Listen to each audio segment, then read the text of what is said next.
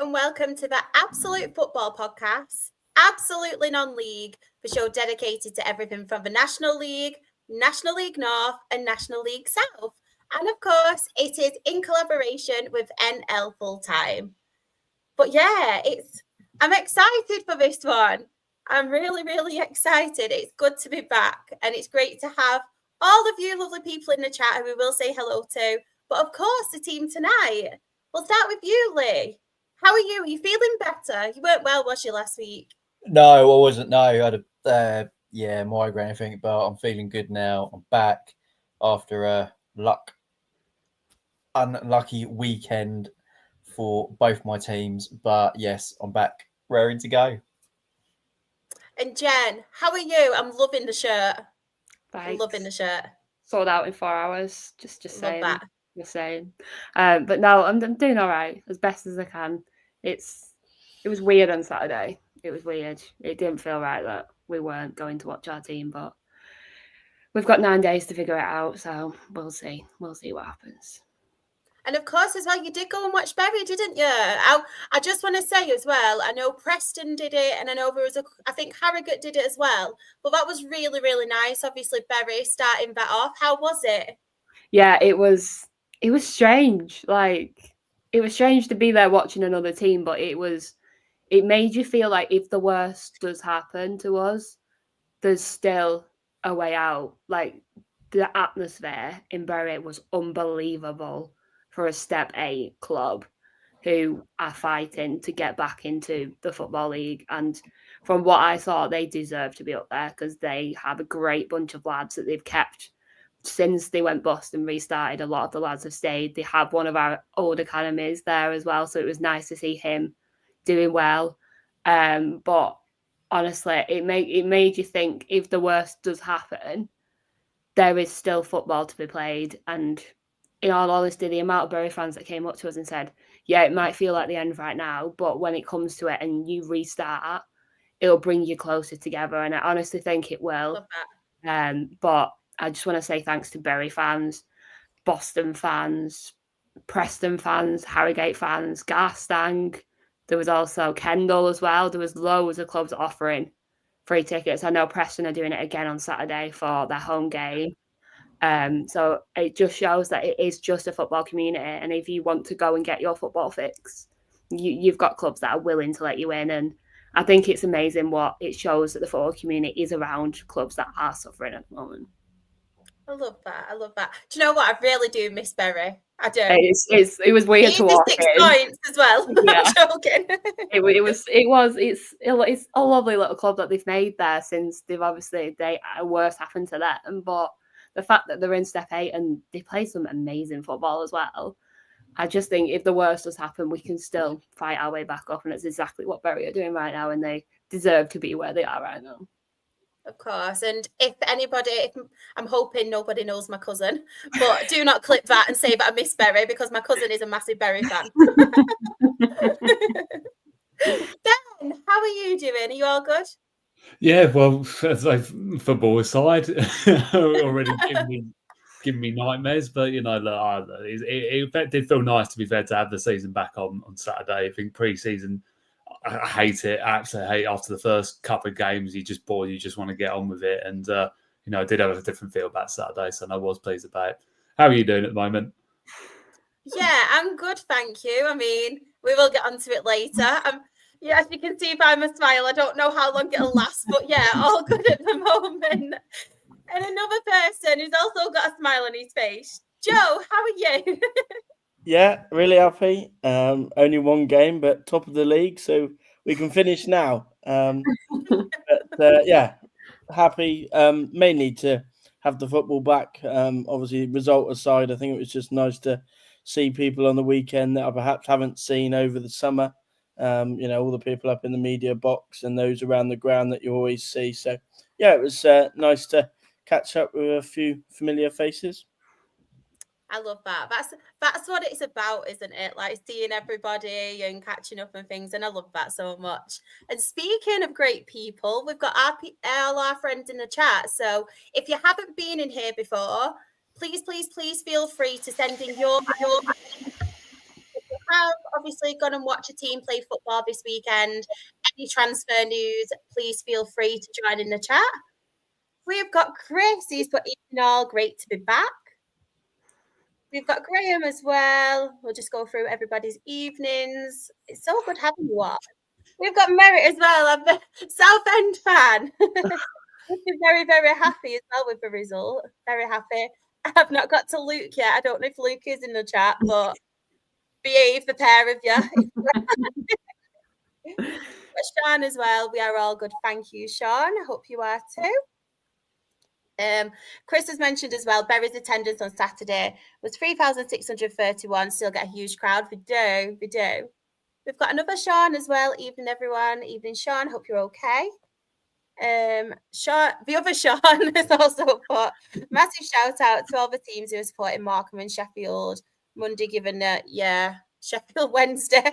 Not Monday. Monday? I thought that was me then. Got a new name now. Wednesday. I thought that was really classy as well of what the Leicester fans did. Really, really classy. And we've got a very own Morgan as well. Bless him. What happened, Morgan? I'm only joking. We've got Claire as well. Hi, Claire. Hope you're okay. And have we got anyone else? Can't keep up. There's so many people. Thank you so much. We've got Josh. He's put evening on. David's put he's on his best behaviour. I believe it when I see it. And my sister, bless her, Amy, has reposted the stream. So thank you so much for that. So we will start first in the National League. Right. So, do you know what, Lee? I'm going to come to you first. Any games you want to talk about on here? I got to say, really, the one that sort of stands out for me is the York game. I was, I'm still dead set on York going up this season. But yeah, 2-2 against Sutton was opening game of the season. I've got to say, a bit of a shock for a home game to be drawing 2-2. I thought, York would have won that, 2-3-0. But they've gone and opening game, gone and drawn 2-2. Only a point so far, but we have got a long way to go yet. Yeah, and to be fair, Sutton are no pushovers. A few of us had Sutton as well, didn't we? To finish in the playoffs, but I will quickly go to Morgan. He's put, if we were starting in the National League, quick point on York. Fans are slightly split already on the team selection. Oh, God. All them players, it was bound to happen, wasn't it, Joe? It's starting already. Yeah, I mean, I said in my preview this year that one thing I want to see from York is a little bit of consistency. Pick a fairly simple side. Don't overthink it. And obviously, it sounds like York are already perhaps being a little bit too smart for their own good. And well, I suppose it's a nice problem to have, isn't it? Having too many players and you don't know what team to pick. But certainly, not the start that they would have hoped for. We'll quickly go to the chat because Morgan has also put, we have a curse drawing 2-2 with Sutton. Pace missed a penalty and Sinclair should have scored one. Oh, no. So, to be fair, it just seems like they were quite unlucky as well. We've got here, the Yorkshire drummer has put, the main point of contention is where Felix plays for him. Yeah, I mean, just a point on Felix. Obviously, he used to play for Torquay, and such was the brilliant tactics of Mr. Johnson, the 5'3" midfielder, was played at central midfield. But yeah, I mean, you want to be playing him ideally, I think, out wide because he's so quick and agile. You want him playing up against people. I've seen him played at right back this year, but I think that limits him a little bit because you want him to get forward. And as much as he can get back, you'd rather him at the top end of the pitch. Yeah. A little bit like Aaron Namani was for Notts County. So, yeah, I think for me, you'd probably look to play him on the right wing. That's certainly where I'd see him best. But obviously, they got so many players in that position that they kind of, because he is so versatile, they kind of just fit him in wherever they need a player. So yeah, and lots of interesting conundrums for Adam Hinchelwood. I'm just going to quickly go to the chat because there is a lot of York fans. So Morgan has put, basically, can we stop playing Felix at centre mid and play him at right back? We're playing the best centre back in the league at right back and the best at right back at centre mid. Oh. It's the Hinchelwood way. I know. Jensen, who's a Dale fan, has put York can put out 2 separate lineups that are both good enough for playoffs. At least it's ridiculous. That is true. The Yorkshire drummer has put Hinchelwood is stubborn. There's no way he changes things for Truro. Maybe if he watches this and sees all the angry York fans. Oh, wrong comment. This one, sorry, Morgan. Palmer then got beaten for pace and for the first goal, which we knew could be a weak link, and Sutton have targeted. Sure, I had a couple more. Yes.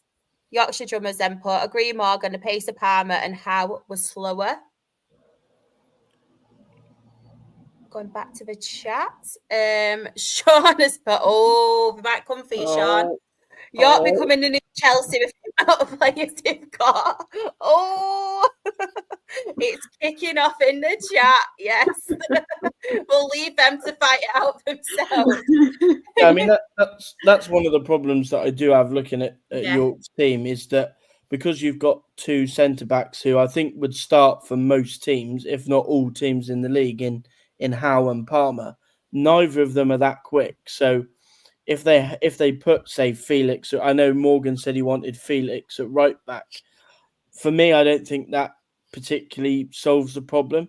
You almost want sort of a steady right back that's just going to sit and do a job for you and allow, they've got so much quality going forward that you perhaps don't need a right back that's going to bomb on all the time. And that's something that my own team saw at the weekend, that perhaps pushing their right back on too far caught them out at times. So, yeah, I personally would. I mean, they got obviously Ryan Fallowfield there, who is a pretty dependable right back for the National League. I'd be inclined to just go with a pretty steady back for myself. But yeah, who'd be a manager, eh? I know. As well in the chat, the Yorkshire drummer has put Felix has had best right back last season, which is crazy. Oh, Luke. Oh, yeah.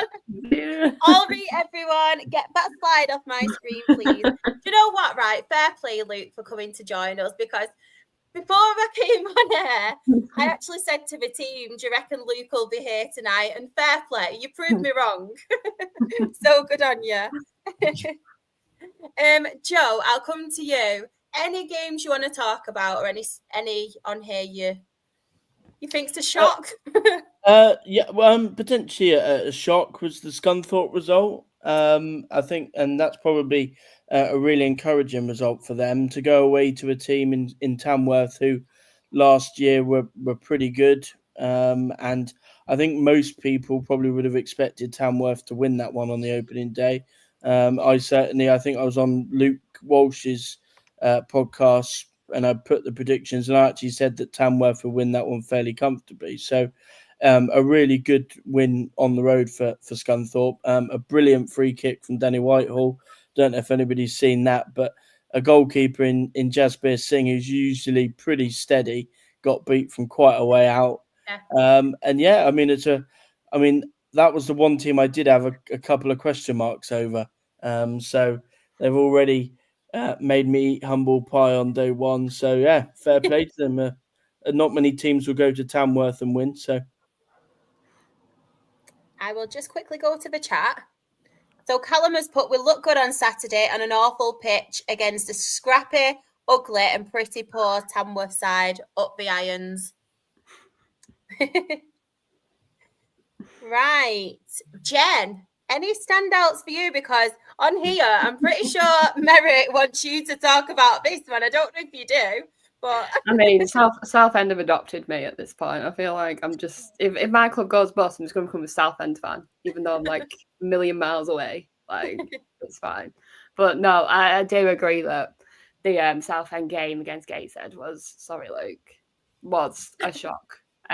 Obviously, I love Southend. I love everything that they stand for and everything that they've come back from. So I think for them to go there and get that result away from home, especially how long of a journey it is to get there, I think is incredible for them. And it really puts them on the front foot to think, all right, if we can do this and get a few more results, we can be up there and we can fight this season to possibly go up automatically. So I hope they do well. I'm really, really hoping they're off to a great start.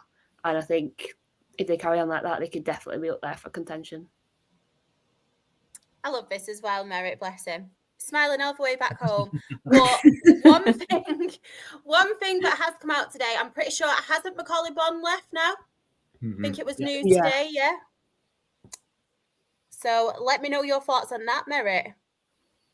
And I see that Gateshead themselves lost a striker today in Joe Van Malcolm going to Stevenage. So, yeah, both. I mean, Gateshead struggled to score on the opening day, and they'll no doubt find it a little bit tougher with Malcolm going. So, my Gateshead prediction hasn't started too bad either, I've got to say.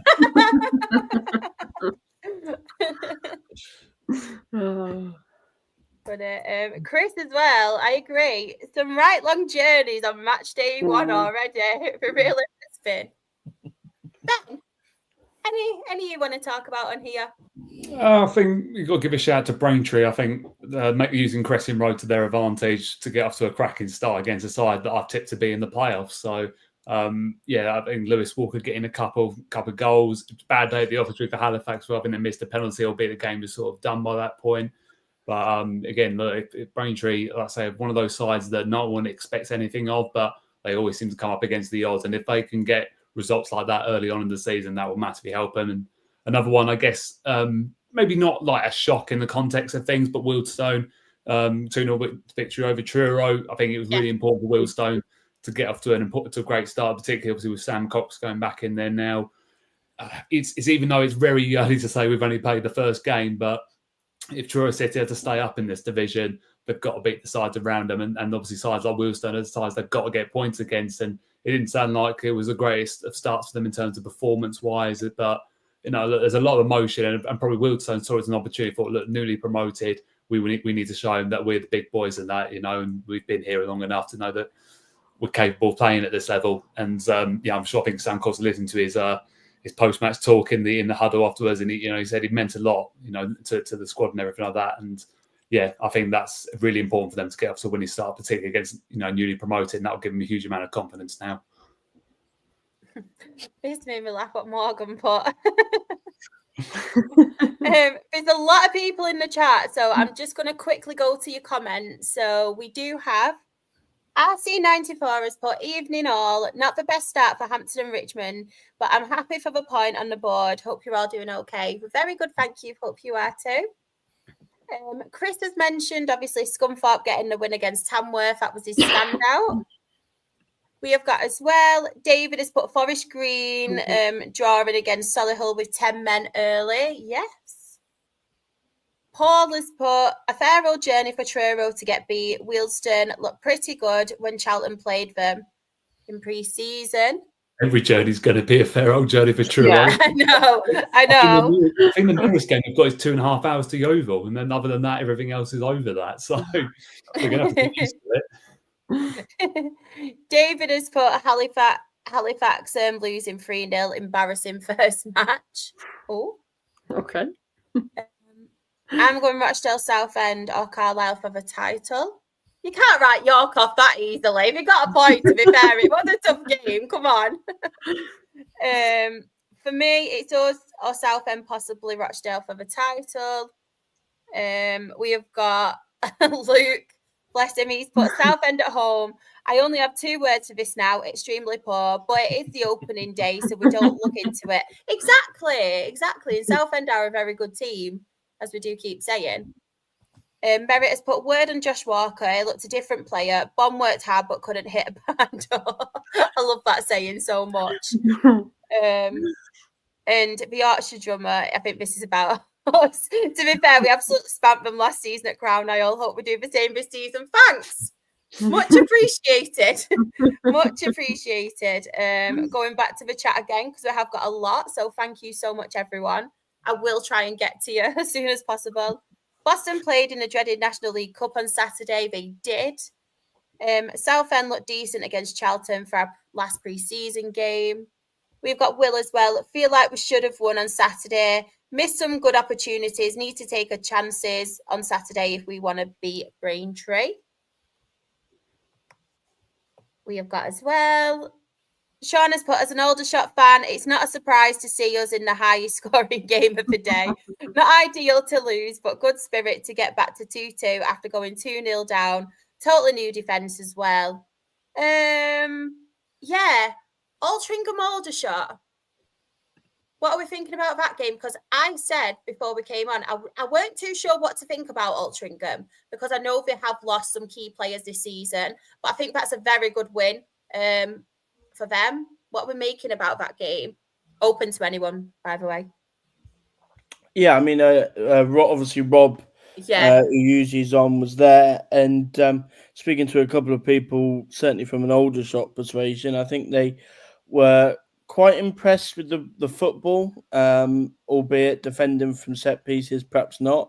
All 3 goals coming from set pieces, I'm led to believe. So obviously work to do there. And they obviously had to, their defensive problems continue. The fact that they had to bring on Will Nightingale in the second half or during the game for Ben Jackson, who I believe went off with an injury. So for Aldershot, as Rob always says, you know you're going to be entertained, be it good or bad. And yeah, I mean, a great start for Altrincham.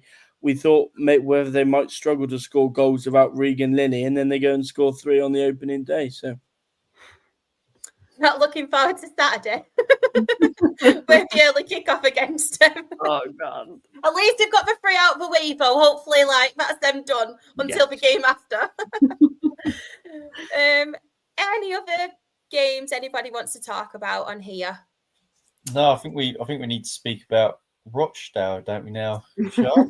I was leaving that till the last time. I was wondering if anybody else wanted to say anything about any of the other games. I mean, just a quick one, sort of Carlisle, I think, because, you know, for them to come into this division, not really know what to expect of them, really. And I didn't actually realise that they still had Luke Armstrong amongst their ranks. And, you know, the player that I think Wrexham were after a couple of years ago before it all sort of fell through, wouldn't it? And his goals could be massive for them in terms of reaching the players. I know they've got such a massive squad, but, you know, to get a good victory in that, I think one of their goals, you know, they've scored a couple of good goals as well. It's really an unknown for them. And again, Woking, obviously, aside, you know, everyone's tipping to do really well. So to go away from home in the opening day, long old journey for Carlisle, but to come away 2 goals and a clean sheet as well. Maybe should have had a penalty as well. Don't know if anyone's seen the challenge from. Oh God, yeah, I saw his face afterwards.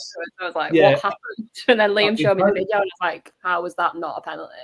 Well, that's the thing. Like, you know, and I'm always the first one to back a goalkeeper, but if you had the height, you know, your foot that high, and you're on the floor, you're risking giving a penalty. And I think the refs made a massive mess up there, to be honest. And I say you only had to look at the picture on social media afterwards and look after. I think he had stitches and everything. So they played to him going in so bravely in that, you know. But I think that's a real morale boost in that, and it's definitely a welcome to the National League for Mark Hughes, who will certainly be looking to build on now from that. Yeah. Sean, come on. To be fair, it might have just been really, really exciting. It might have just not been able to score. Who knows? We'll just quickly go back to the chat. So Merritt has put, we won't miss Bon. He held out for more dough, and I'm glad we didn't fold. Thank you, Bon, but bye-bye. Fair enough. Morgan's put, does that comment make York underdogs now? I don't think so. I don't know if any of you do, but I don't think so. They should be front and centre this season. Sorry, Morgan. Morgan's put, welcome to the National League for Mark Hughes. I won't get used to that. I know it's crazy. It's crazy. Chris has put, OMG, you should have seen a non-penalty for Spennymoor versus Hereford. We'll talk about that later, Chris, if you want. Mention it in your match report. He's got lovely feet, Manny, for a little fella. We've got in the chat as well. Can I just say, first game means nothing? It does to me. We won. We won for once in our opening game. Jensen has put Rochdale for the title. That's it. And yes, I am biased. I've got a quote from Jensen that I'll say as well after. I promised him that I'd say it for him. The Yorkshire drummers put Alty losing Linnet and Newby will have an impact over the season, I think. Aldershot aren't a great team defensively. Merritt has also put Gateshead supporters were very down on themselves, but I think and hope they will be okay. Nice club and so polite at the stadium. Stick in there, guys. You will come good. Something not like you then, Luke. I'm joking. I love you really, Luke. David's put big telly game, Rochdale versus Altrincham. Don't say things like that. Do not. I was saying this before to you, weren't I? I was saying we beat them 3 times last season, guaranteed this season. We're on telly. We'll bottle it. We'll bottle it. Merritt has put Rochdale. I'm turning off now. Oh, and I'm always so nice about Southend.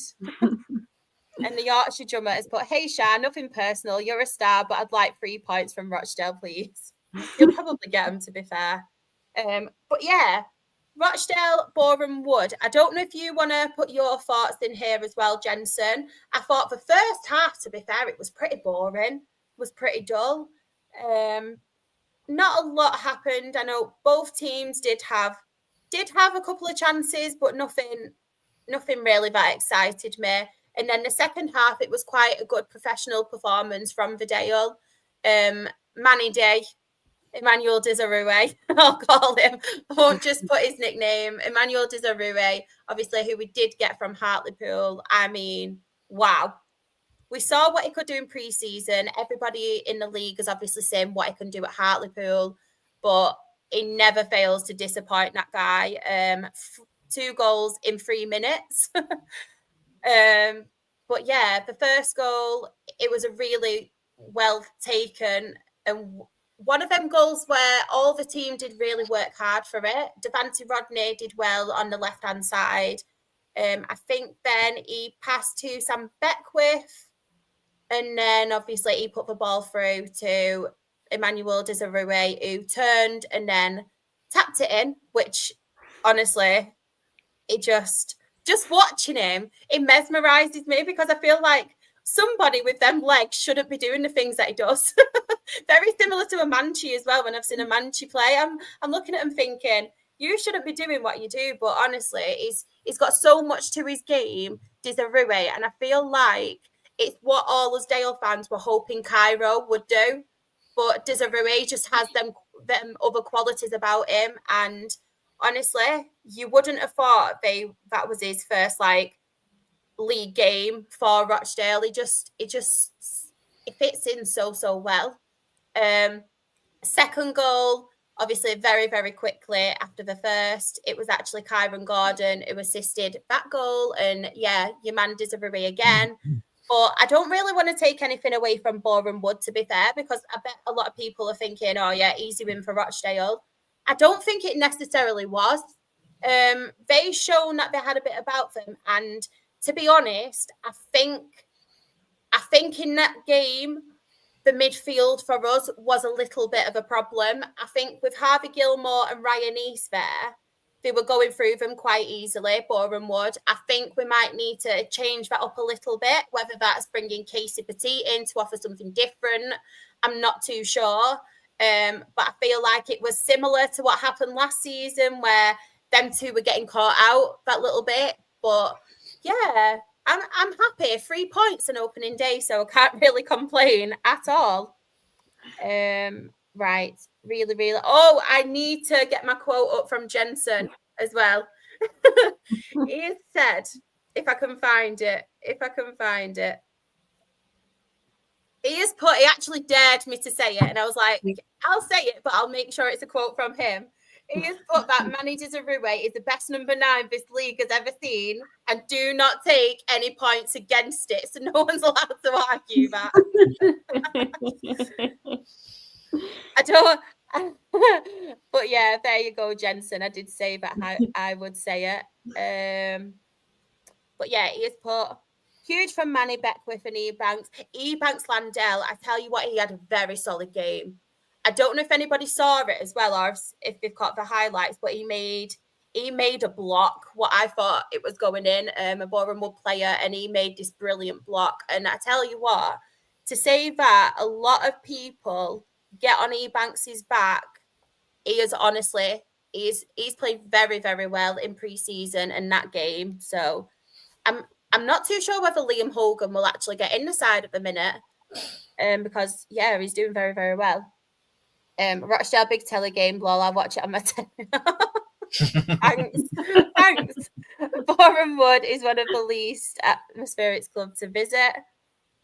Sean has put, I bet you can't wait for my match report from Saturday on Thursday night. I can't wait. My highlight of the week, Sean. Polite, sort yourselves out. Heed fans, you need to be throwing. Oh, don't encourage that. Hope it carries on. Des making that one. And Morgan has put, you've got a great midfield in Petit. Yeah, honestly, I'm really excited to see him play. It did come on for the last 10 minutes or so, I think, on Saturday. But when we've seen him in pre-season, I genuinely think he looks very, very good. Alfie has put, we're going to win the league. Jarvis's clip about Rochdale, brilliant. Because no one can have a good point against it. Jensen keeping it real. We've got Morgan as well. Enjoy the rest of the pod, guys. Gotta go now. Have a lovely time, Morgan, and hope to see you on here soon. But has anybody else got anything they want to say on the National League before we move on? Just one thing I want to say quick is, and it's sort of a question to all of you. Do you think the travelling for Truro this season is going to be something that hampers them? Because they've got a lot of distance to cover. I wouldn't have put in my bottom four if I didn't think that that would be a factor of it. I just think it's going to be too. I know they've gone full time, but that's a long way. If they pull it off and stay up in this league, if it was for one more season, I think that'd be classed as a miracle in their regards, because that's the expectation, to stay up in the division. But when they start going to your Gatesheads and your Carlisles, that's going to hit them hard, I think. But to be fair, the fact they get to play Carlisle fairly early on might, give them that experience. I think, look, there might be a lot less to say about match preparation, because obviously they probably have to prepare differently in comparison to some of the teams sort of sitting about midway. So, but then again, they were used to doing that in even the National South last year. So I'm sure they've already got it in hand, but it will be a big factor for sure. It's a good point actually that Callum just raised there in the chat, that that is ultimately on the flip side why I probably put them to stay up, is that I think they'll win enough points at home. I think they had a pretty strong home record last year, and I expect that they'll be able to win quite a few games at home. I imagine that for the really long trips, I imagine they'll be allowed, they'll be given the back end to go and stay overnight, etc. So obviously that travelling doesn't become too much of an issue, as it would be if you're just travelling and then getting straight off the coach and playing. But it might well do. But as you say, they've had to do a lot of travelling because of where they are. So it's not new to them. Before we go to the table, Jen, I know obviously the game for you was postponed against Boston. A statement has gone out today. It doesn't really say much, but you just want to quickly touch on it for anybody who hasn't seen it. So basically, he has come out and blamed everyone but himself. Like I was saying off air to Lee, it's basically like having a child at this point, where he just won't take the blame for anything else. He was meant to have a meeting last Wednesday with the Punjab Warriors because it's got very toxic between both of them at the minute, which you can understand. Apparently, Jason cancelled on that, as well as Colin. It's not just Jason, there's two of them. And Colin is still part of the owners, even though he technically isn't an owner, he still is. He cancelled that meeting, and then in this statement today, he said that actually he didn't cancel, Punjab didn't get back to them. So it's back and forth. No one really knows what the actual truth is, who is telling the truth at this point. As fans, we've got to that point now where we don't believe a word anyone is saying now. It's got to that point where we've got 9 days left. That's it. We've literally got 9 days till the National League meet again and decide our fate. As far as I don't really know what to say about him. I just think he is the worst owner, apart from Sheffield Wednesdays. He has got to be the most hated man in England right now, because the amount of coverage we've got from this in the past couple of months, everyone knows about him now. Everyone knows what he's doing to this club. And for him to come out and put that statement out today and blame everybody else, and then have a go at MPs and the Prime Minister and the FA and everybody else for getting in contact and saying they haven't contacted him. They've literally emailed him letters and sent letters to his address. And yet he's still coming out and saying, why are you getting involved? It's at that point now where, as fans, as staff, they've had enough. There's literally every single member of staff now is looking for another job. It's got that serious now. It's at this point, as fans, I was speaking to a couple of my friends over the weekend, we just want it done now. You're just dragging it on now. We've got 9 days. He's got 9 days. Whether he sells it to Punjab or he sells it to this new owner that apparently is coming out of work, probably not true. We will see. But I just don't know how he can sit there and live with himself. And I think there was one of my friends that quoted it on Twitter before saying, you can put out all this statement, but what about the staff? The staff are now halfway through August without 2 months' worth of pay. They haven't been fully paid since the end of May. We're now in the middle of August and you're still putting more lies out. And I just don't understand what is going through his head to think it's all right to be putting all these lies out and saying you're going to sell, when realistically, we all know you're not. We all know you've done it before. We all know you're probably going to do it again. And there's going to be a club that goes bust in a ground that isn't going to be used for a year. And we have probably one of the best grounds in the National League. And I think it's a shame if he actually ruins us to that point that we cannot touch the ground. The staff can't go in. Nobody can go into the ground now. There's no insurance. No one can go in.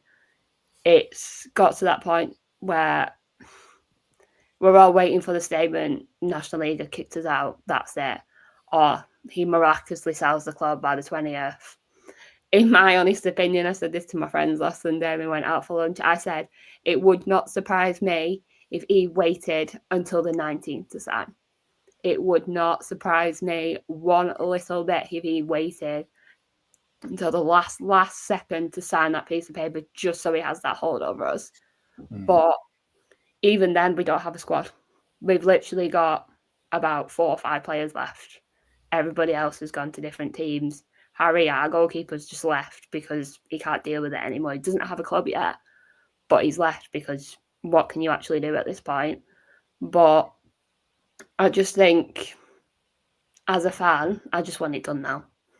You either bury us and we don't have football for a year and we find something else to do on a Saturday, or you sell the club and we can start looking, Derek can start looking at players and looking at the free transfers that are on the market, because there's some very, very good free transfers on the market at the minute. And Derek has a pull with a lot of clubs, so we could easily get some incredible loans from other places. And the fact that if he does sell, what are we going to do with the games? Like, say he sells next Tuesday and we've got a game on a Saturday. We don't have a squad to fill that. Are we going to have to rip our academy apart and take 16 and 17-year-olds? Because that's what it could do at this point, because we don't have a squad. We've got about 4 actual first teamers, and that's it. So, and fair play to them 4 for still sticking around, because if I was them, I would have ran away as fast as I could. But some of them are sticking around and holding out. One of our first year scholars is still waiting because he has been given an opportunity by this club that he's grown up with. And he's not going to run away until he knows what's actually happening. But I think for him to put that statement out today, I think it just annoyed everyone. Yeah. Because it was just lies after lies. You're saying you want to sell the club and you want to complete it by this week. but then you didn't turn up to a meeting with Punjab last week, and now you're saying they didn't turn up to the meeting. It's a constant back and forth, and you're just like, what's actually right now, Jason? Like, what are you actually going to do? Are you going to sell? Are we going to end up like Worcester? Like, which way is it going? And at this point, as a fan, honestly, I've just had enough. Like, just do what you got to do, Jason. And if you want to bury us, and we'll come back. But if he sells us, there's some serious work that is going to be needed behind the scenes to be ready for the first game that we play, because it could be Rochdale away. It could be a Tuesday or Wednesday night. It could be 2 games in 1 week, and we're not ready. There's not enough players to be ready. So for me, he needs to sort it out this week so that at least Derek has a chance, because there's been a lot of talk that Derek has been at Aki and he's been at Bolton, and maybe he's just going to watch the games, or maybe he is trying to look at some players that he could get. But I just think I don't believe a word that comes out of his mouth anymore. And we're at that point now where we're just frustrated and annoyed. And what can you actually do at this point as a fan? You've literally just got to sit there and you just got to read these statements that are coming out. And Liam was putting it out before, and he just sat there and he went, you know what? I might just go and apply for a job to put statements out, because that's literally all I've done for the past 2 months. Oh, same. And it's like, that has literally been his life. It shouldn't have been his life. He should have been in Boston last Friday. And I've got to say, huge thank you to Boston as well. 3 of our fans went down because they'd already booked the hotel before all this started and it was postponed. 3 of our fans went down, stayed overnight, and they went to the game on Saturday, and the chairman came over and said hello to them, wished them well, and hoped that we would get a game. So I just want to say huge thank you to Boston and their chairman for just being incredible, and everyone in the football that offered any fans to come in for free this weekend. I just think, even though Jason's trying to ruin this football club, he can't ruin the community. And that showed last week, the kit launch as well. We sold 5 months worth of stock in 4 hours. Like, how is that even possible? Like, it shows that even though he's trying to ruin it, he can't ruin the community. We're all going to stick together no matter what. Love that. We've all got you as well, Jen. We're all here for you. Right. So, look at that table, Jen. I know. I tried to read that out on Saturday after I got out of the Borough game. I was like, at least we aren't bottom. If you play, you look at the table. Like, as long as we can't play, we can't lose. There's logic somewhere. Right. So, the National League table.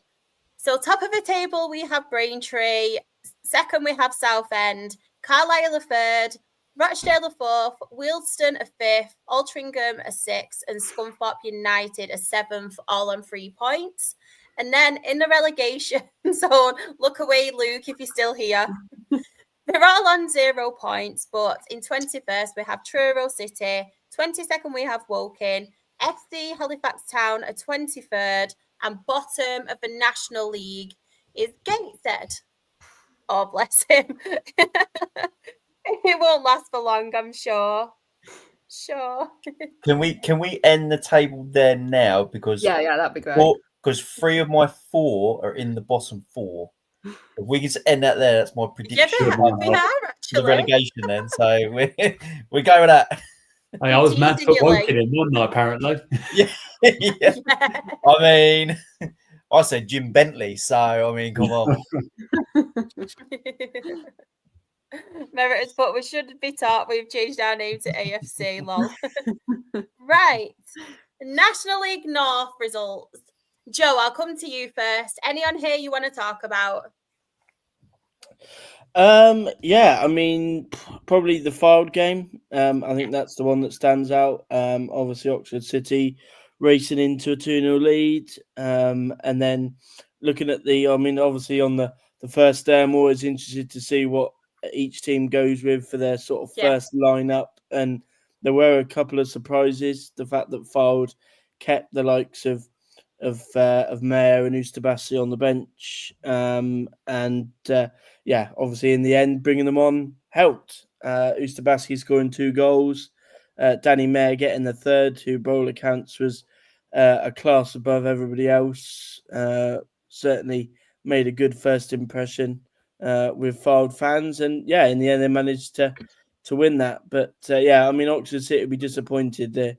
They conceded far too many goals last year, and even though it is day one, there will be a couple of alarm bells going. The fact that they were seemingly so in control and then almost collapsed to lose this one. So I'm just going, before I ask anybody else, I'm just going to this made me laugh last season. The return of your big ones, Chris. Yes, the return of the big ones. So he has put Hereford at home, football is back. The first talking point was the non-penalty for Spennymoor on the 16th minute. It was given as a free kick for some unknown reason. Watch the highlights in brackets. It was Glenn Taylor who got the Moors' first goal. Shock of the season on the 36th minute. Got better about half-time when defender Dan Rose scored to make it 2-0. Great 3 points at the start of the season. I mean, Glenn Taylor, what a guy. What a guy. In the chat as well, Macclesfield did us on the wings. However, we probably should have been 2-0 up after 20 minutes. However, just glad to be back in the National League North after 18 years away. I mean, Macclesfield, very, very good result for them, wasn't it? Yeah, I think getting up to a winning start against a fellow promoted side as well probably set them down a little bit, because I think a lot of hype had been built around Macclesfield's first game back at this level, and again, home win as well. Probably having a home game actually would have probably been a huge benefit to them, knowing how big of a crowds they normally get, the following, and see the momentum from last season. And yeah, I think that's a terrific start for them. And I think they could have wished for a better start really against Worksop, because they are going to struggle in Worksop potentially. Obviously, I did put him in my bottom four, but they're going to have, Macclesfield are probably going to be one of the harder tests they'll come up against this year. So 3-1's not a disgrace for their opening game, and I'm sure they'll bounce back in that, whether it's next week or in a few weeks' time. Just quickly, while we're speaking to you, Ben, is there any other standouts on here or any you want to talk about? I think I've got to give a shout out to Merthyr, actually. First game of this level, again, a lot of people, have probably written them off. I think because, again, a bit like Truro, they've got a lot of travelling to do from coming away from Wales. But they've, against a side like Southport, obviously they struggled towards the end of last season, lucky to stay in the division almost. And is that a sign that it could be another long season for the Southport fans? But, I mean, look, they held out for, 80-plus minutes or so. I think it was 2 fairly late goals from Merthyr that got on the 3 points in the end. And when you win a game like that, it's sort of, can build a lot more momentum than winning a game sort of 4 or 5-0. So, the confidence they'll breathe from that now. If they can follow up now with another good result, again, look, who knows what could happen. I always say if you get off to a great start, then, you're setting the tone for the season. And Merthyr, will be feeling a lot more relaxed now, a little bit now they've already got their first win in the division. So, no, really pleased for them. Jen, any for you or any you want to talk about? I'd probably say Chester. They needed to get off to a good start after how they finished last season. So I think winning 3-2 against Peterborough was probably exactly what they needed to kick on. And if they can get 3 more results, then who knows what they could do this season. Just quickly in the chat, Chris has put also a good draw for Telford. Lee, any you think's good result? Well, as Ben said, I looked at that straight away and I saw Macclesfield back in the back in the division, winning 3-1, and it shows that it can be done. Like we spoke just before with Bury, they're back on their way up, and now Macclesfield back on their way up. First game of the season, winning 3-1. Like we said, Worksop Town, they're in my bottom to go down as well. But yeah, I mean, Macclesfield opening game of the season, a 3-1 win. You can't say better than that after no longer the Robbie Savage era. So yeah, it's looking good. And just one more thing, Spennymoor Chris, I just looked at the highlight quickly. How was that not a penalty? Oh God. Yes. Just really quickly in the chat as well. So we do have Jamie. He's put Darlow getting beat after being 2-1 up against 10 men, struggling to break a low block just like last season. Can't rely on Will Hartford pulling rabbits out of the hat again. Will Flynn will be a big miss as Tom Platt is injury prone. In the chat as well, we've got Chris. New clubs in the league had decent results. Wins for Merthyr, Macclesfield. Good point for Bedford. And Graham has put Bedford versus Alfreton for me. We love a Desmond. Sam loves a Desmond as well. And David has put any player that you think will move up from National League North during the season to National League or higher. Oh, Joe, do you know what? I'm going to come to you. I'm going to put the pressure on you. Yeah.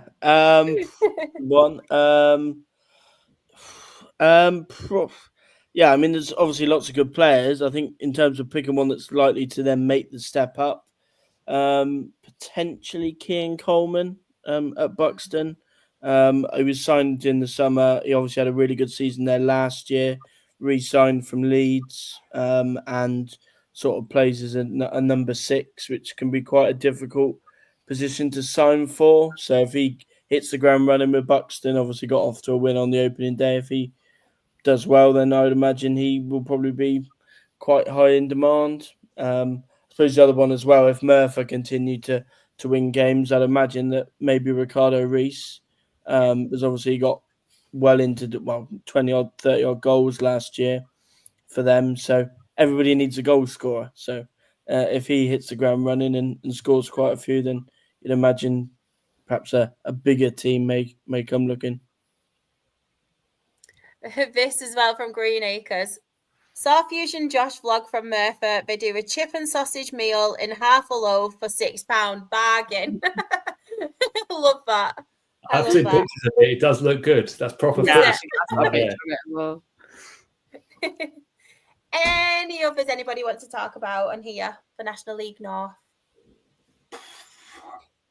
I mean, Buxton, to be fair, setting the tone, I think, getting a win over Radcliffe. I mean, like I said, I think a few people put Radcliffe to actually do really well and maybe to be the dark horses this year of National North. And again, Buxton probably got that title, over them. The fact that they are one of probably the favourites to go up, with the full-time status and, building on what was probably a successful season from last year.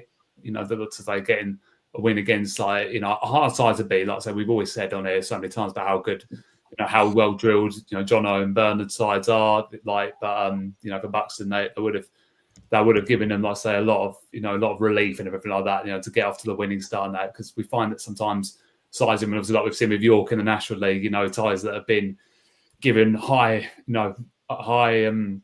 advantage in that by everyone else. I think they're just showing that they need to live up to it early on. And if Buxton, like I say, probably need to get a good 3 or 4 wins under their belt in the first month of the season, they can. And then again, they will probably again set the tone themselves to go and have another successful season. Definitely. Any others anybody wants to mention before we go to the next league? No. Right. So the National League North table. So top of the table, we have Macclesfield. Second, we have Merthyr Town. Third, we have Spennymoor Town. Fourth, we have Chester. Fifth, we have Chorley. Sixth is AFC Fylde. And seventh is Buxton, all on 3 points. And then in the relegation zone, all on 0 points, we have in 21st, Scarborough Athletic, Hereford are 22nd, Southport are 23rd, and Worksop Town are bottom. Right. Before we get on to your teams, we will talk about the other games first. So Ben, I'll come to you. Any you want to talk about on here? Oh, it's going to pain me to say this, but Ebbsfleet's win against Dagenham is probably a highlight, because I think obviously a lot of expectation has been given on Dagenham in the early stages, and Ebbsfleet, to be fair to them, I mean, they've sort of gone off the radar there. But I mean, they're always one of those sides when they've been in this division, everyone expects to do well. But again, for them to go away from home opening day of the season against a club that be re-energised by new ownership and obviously the big name Andy Carroll going. Obviously, I wasn't involved, injured already, believe it or not.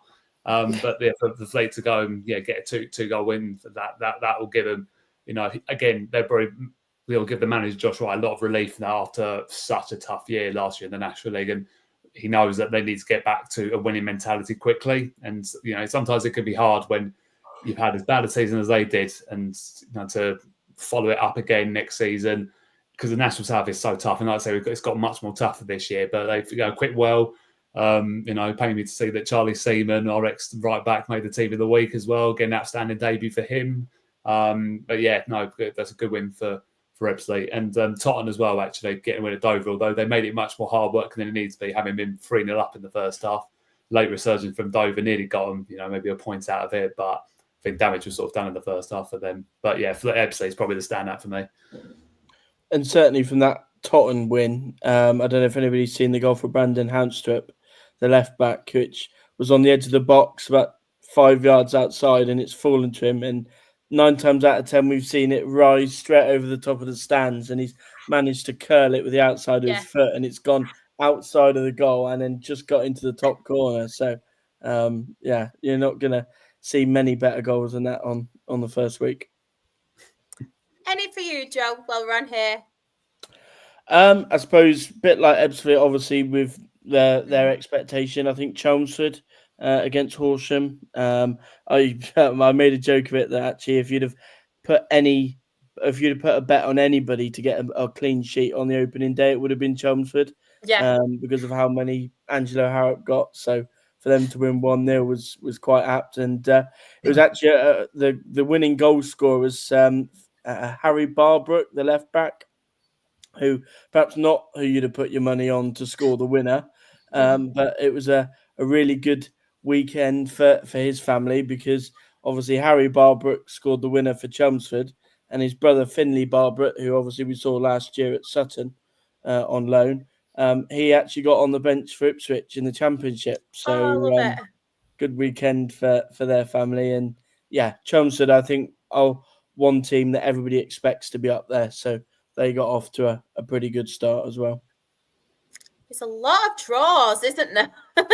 A lot of draws in game week 1. Lee, any standouts for you, but you're not allowed to talk about your own team yet? Okay. Not stats such, but Farnborough Eastbourne 1-1. I think I sort of said in the prediction show that I think this season Eastbourne are going to find it hard because it's a new manager. He's had to bring in new players. So they're going to need time to gel. It's not they can hit on straight from where they finished last season. I think you're going to see them first half of the season. I don't think they're going to be in the playoffs. I think they're going to be sort of mid-table. Once those players start to get used to each other and they get used to the manager, that's when you'll start to see the results come in. But yeah, I mean, a 1-1 draw, you never want your team to be losing on the opening day. So for me, 1-1, I think that's a fair result for both teams. Jen, any for you? I'd probably say Dorking and Chippenham. I think Dorking getting a draw on the opening day was not what they would have wanted to start the season off. So I think they've got to reset, re-go again, and hopefully start picking up them points, because the National League South is a hard league. So for them to get a draw on the first day, it's not a good look if they're wanting to go up this season. In all fairness, they did come back from 2-0 down against Chippenham, but again, they left it pretty late, as sort of Dorking do. But was it that Mark always says, never write off the Wanderers? He's already using that quote once again on game day 1. So yeah, no, that's probably a point well earned for Dorking. But like I said, I think in the context of things, Jen, I think that is probably 2 points dropped for them. And certainly Mark will probably feel that as well deep down. Lee, talk to us about Worthing. 1-1 draw against Bath City. Do I have to? You've got to. I'm forcing you. I mean, I wasn't at the game Saturday. I was busy, but watching the highlights and all that, it's it's the same start as what we had last season, and we had so much play of the game, and in the past,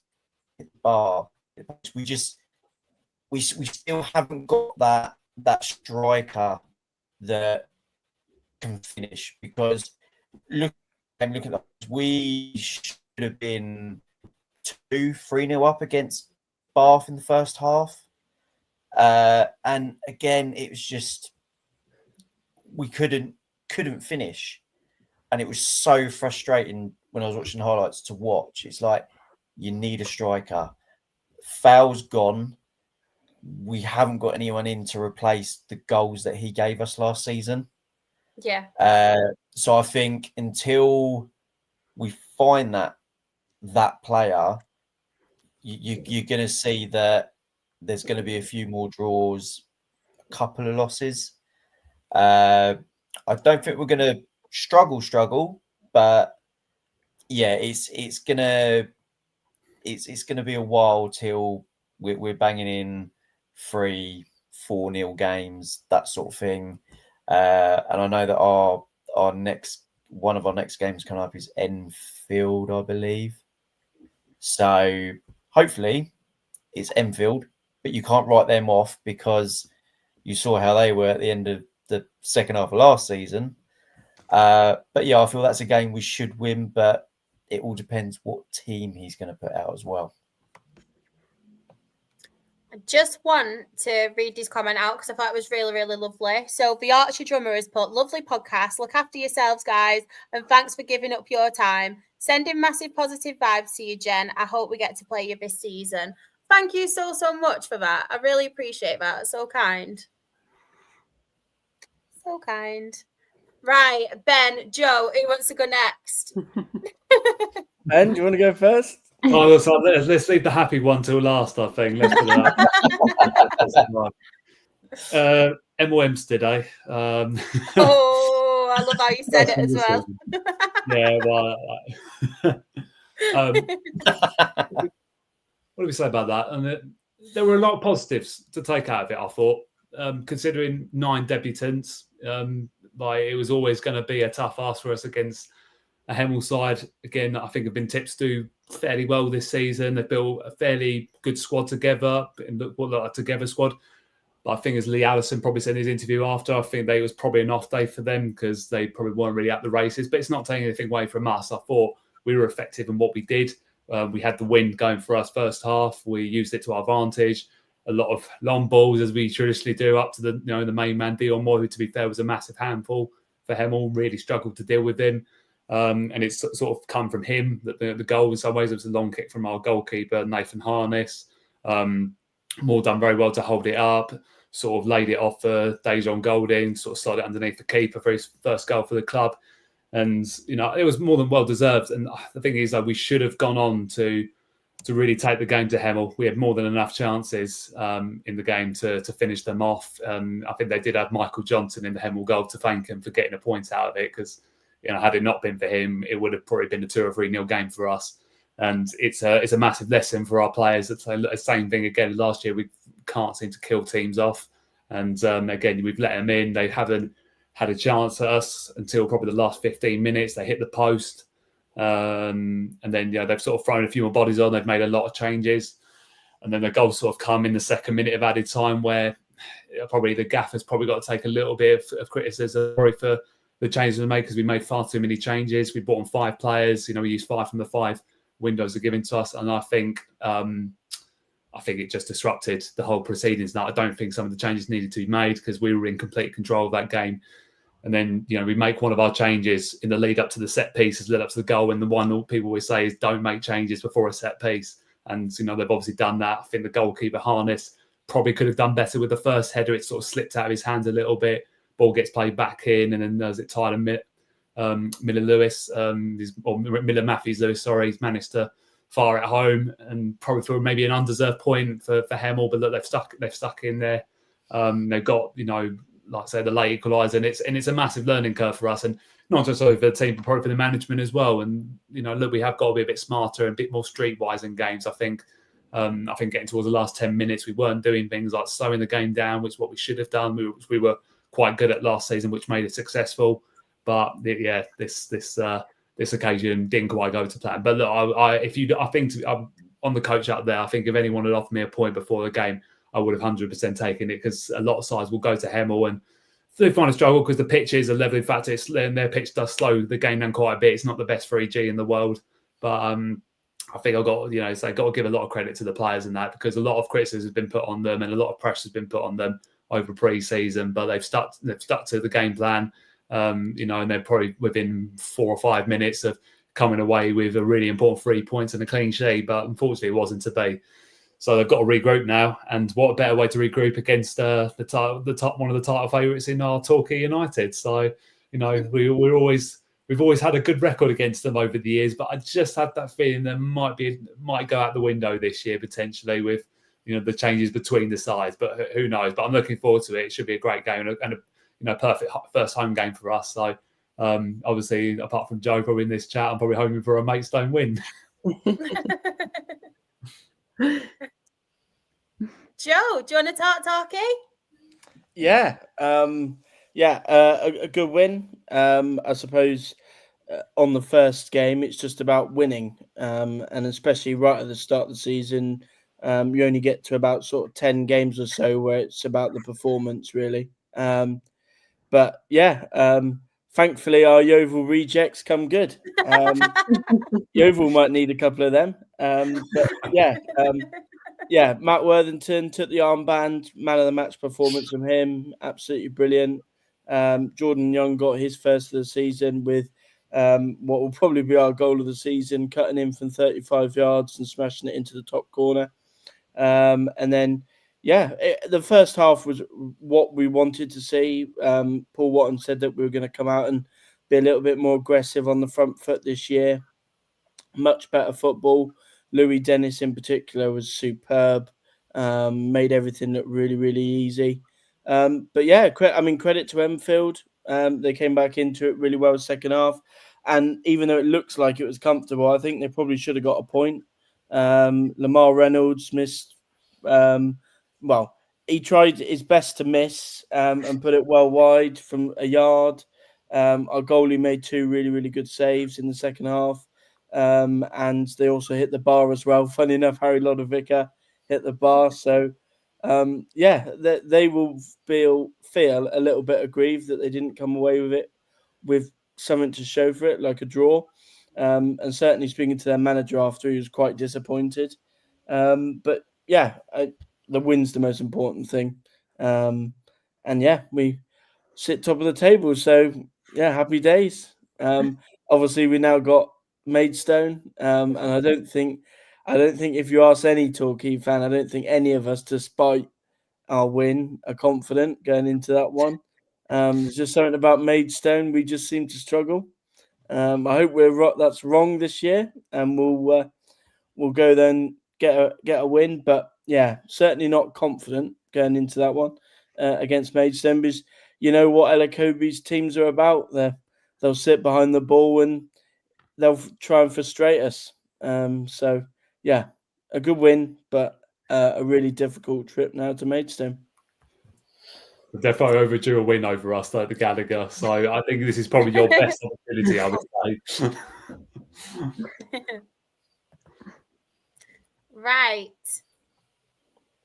Looking at the National League South table. So top of the table, we have Torquay United on 3 points. The rest of them are on 3 points, apart from one. So Ebbsfleet United are second, AFC Totton are third, Hornchurch are fourth, Chesham United are fifth, Chelmsford City are sixth, and Dorking Wanderers are in seventh with 1 point. And then in the relegation zone, all on no points, we have Maidenhead United, who are 21st, Horsham are 22nd, Enfield Town are 23rd, and Dagenham and Redbridge are bottom of the National League South. I mean, we get these done quite quickly. I mean, the prediction shows, the preview shows are ours, but I think we've done really well for time. It's good to be back. It's good to be back, and we've managed to cover 3 leagues in that time. So thank you, everybody. And thank you, everybody in the chat as well. Yeah. Joe, we are in collaboration with NL Full Time. Where can we find all their work and your own work as well? Yeah, so NL Full Time, we just did our first review pod out today, looking back at all the results on the 3 leagues. We also spoke to Enfield manager Gav McPherson, and Rob also spoke to Tommy Widgerington after the game. And yeah, my own work, Off the Line blog, on Twitter. Yeah. And the book. You have to do it Yeah, now. I'll have to put the book. Yeah. Yeah, my book been out a couple of weeks now. Diamonds in the Rough. So, yeah, if you want a book to read on your travels to a away game, if you're a Truro fan, you'll be able to get through the whole book in a one away day. So, yeah, if you want a book to keep you interested, then feel free. Love that. I don't know where Ali is, so Val, Oh. there you are, Ali. Back. Daughter's just coming to say goodnight. So Oh, do not worry. Where can everybody find you on the socials and your work as well? well, everyone can find me on YouTube at Football League Adventures, and the same goes for my Twitter, not X, and also Instagram is Football League Adventures. So yes, I will be found on there. So get in touch. Just really quickly as well, Alfie has asked, does the book include any Yeovil players? Spoiler alert, we're not giving anything away. You have to buy it. Jen, where can everybody find you? So it's Jen Hun _ on Twitter, Instagram, and TikTok. You can find me there. You can also find me and Bex, who does the Lower League podcast. We do an F1 podcast. But we are on a little break at the minute because we're not racing for 3 weeks. But we have put our recent episode out. But other than that, you'll just find me hoping and praying for the best. Ben, where can everybody find you? Quite simple. Ben Stones FC1 on Twitter. If you can bear my tweets about Matestone or anything like that, then that's the place to find me. So yeah, I think we just need to leave it at that. Before I say mine as well, I just want to thank everybody who sent some really kind messages as well tonight. I know there's been a lot of people who have come in for the very first time, so thank you so much for supporting, and we really do appreciate it. But if anybody does want to find me, I am SharXREFC. That is on Twitter, TikTok, Instagram. My Her Game 2 Rochdale stuff is Rochdale HGT on those socials as well. And we have a new graphic, thanks to Sam. So we have the Absolute Football Podcast, and we have 4 live shows a week on a Monday, Tuesday, Wednesday, and Thursday. On a Monday, you can catch ourselves. We have an absolutely non-league team, which I did mention. We are in collaboration with NL Full Time. On a Tuesday, you can catch Sam and the Absolutely Premier League show. Tomorrow, I'm very sorry, everyone. I am on the Premier League show as well, so you get me 3 times. 3 times, unfortunately. It is Premier League predictions as well, so make sure if you do want to take part, you send in Premier League predictions and get involved in the chat. Absolutely Women's Football with Freya and the team. Please do check that out. I'm not too sure what they're doing. I think they might be on a break at the moment, but I'm sure Sam will let us know if he's still in the chat. I'm not 100% sure, sorry. And then Absolutely Lower League. We are back on Thursday with the Lower League team, and you can catch us talking everything from the EFL Championship, League 1 and League 2. As you can see as well, on YouTube, you can also join us as a YouTube member, and you do get some benefits as well. I think in the chat, you can get some badges, some emojis, and there's all about episodes with the team, which are just available for members. Yeah, Sam has clarified we are still on a break, but they are doing a recording, which is out very soon. But yeah, we have an Absolute Football Podcast, and on Twitter, we are Absolute Ball Pod. YouTube and Twitch, Absolute Football Podcast. TikTok, Absolute Football Pod. Instagram, Absolute Football Podcast _, Blue Sky, Absolute Football, and on Facebook, we have Absolute Football Podcast. And all of those shows, you can find us at 8:30. And we have another very special one that I do want to plug. So our amazing Sam did absolute interview with Y Callum. And yeah, it's just a show about all things, how he got into streaming, Football Manager, and he's also having a charity event as well at Solihull Town. So he just talks about that. I don't want to give too many spoilers away, but please go and watch that. Share it as well. It's really, really, really enjoyable. And well done, Sam, as well. You was a great host on that one. But as always, thank you so much for giving up your time, everybody in the chat. We appreciate your continued support. Hope you all have a lovely week and hopefully see you tomorrow on the Premier League show. Bye, everyone.